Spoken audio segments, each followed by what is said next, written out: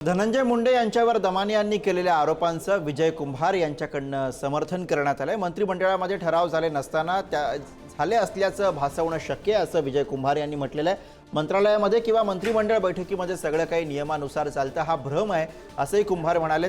2024 साली ॲम्ब्युलन्स घेण्याच्या प्रस्तावाचं उदाहरण घ्या, याबाबत याचिका केल्याची सुद्धा कुंभारांनी माहिती दिलेली आहे। अधिकाऱ्यांनी थेट मंत्रिमंडळाच्या अधिकारांवरती अतिक्रमण केल्याचाही आरोप त्यांच्याकडनं होतो। अशा अधिकाऱ्यांवरती फौजदारी कारवाईची मागणी विजय कुंभार यांनी केली आहे।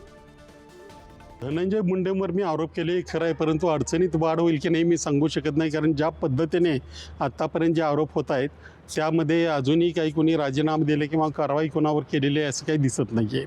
पहिली गोष्ट म्हणजे काल अंजली दमानी यांनी जे ट्विट केलेलं होतं, म्हणजे प्रेस कॉन्फरन्स घेतली होती, त्याच्यामध्ये असं म्हटलं होतं की धनंजय मुंडे यांनी मंत्रिमंडळ बैठकीमध्ये ठराव मंजूर नसतानाच पुढची प्रक्रिया केली।